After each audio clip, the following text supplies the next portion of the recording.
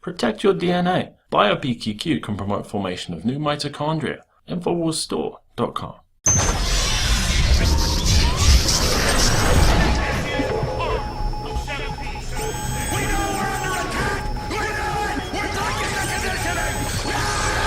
Evidence in crimes of violence, such as this bloody garment, is examined by an expert from the Hairs and Fibers Unit, another of several specialized units of the FBI laboratory. The National Academy of Sciences published a report calling into question numerous forensic sciences and calling for increased oversight and research into the growing issue of forensic sciences in 2009. Now, homicide convictions nationwide are being stayed due to a 2012 inquiry by the FBI that is reviewing almost 3,000 homicide cases from 3 decades ago that used what is being called junk science to determine the guilty parties using forensic analysis of hair samples.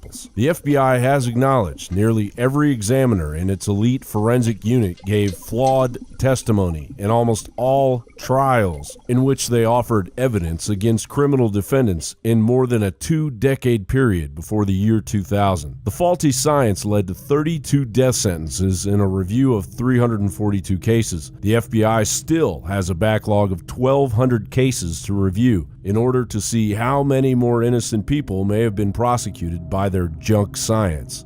The previously reported Q12 hair, Caucasian head hair, exhibiting characteristics of apparent decomposition at the root end, exhibited the same microscopic characteristics as the Caucasian head hairs from the hair mass. Accordingly, this hair and the hair mass are consistent with originating from the same source. However, it should be noted that hairs are not a means of positive identification. Mark Godsey, director of exoneration advocacy group, the Ohio Innocence Project, says the ironic thing is that the public believes the forensic science we've got is infallible in the courtroom. The reality is, it's the exact opposite. It's embarrassing and dangerous. In 1978, 17-year-old Sante Tribble was convicted of murder of a Southeast Washington, D.C. taxi driver, based on the testimony of 2 FBI forensic experts. Tribble served 28 years in prison based on expert evidence that turned out to be a dog's hair when examined by an independent analyst. With the ruling, Tribble became the 2nd D.C. man this year and the 3rd since 2009 to be exonerated after serving a lengthy prison term based on false hair matches by different examiners in the FBI laboratory. The findings do, as Senator Blumenthal said, constitute nothing less than an appalling and chilling indictment of the criminal justice system. Now the lab errors and false testimony have been discovered. The federal government and the 46 states, including Connecticut, in which convictions were obtained, at least in part, with flawed testimony should, depending on whatever other evidence exists in each case, either agree to a new trial or ask to have the conviction vacated. Pop TV culture would have you believe that this science is legitimate. Entire shows hinging on the expert scientific evidence given by federal forensic analysts. A prime example of the use of propaganda to sway the public's perception. What has transpired at the FBI is nothing less than a complete breakdown of justice.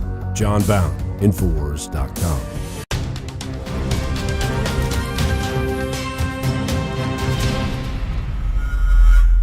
Symbols are powerful, and the globalists have hijacked the symbols of America. They've turned them into their own symbols. Well, we are restoring the idea of the true republic, not the counterfeit globalist empire, by promoting the icon George Washington and others. That's why we're rolling out an 100% made in America line of incredible pro-liberty apparel. We are repopularizing liberty.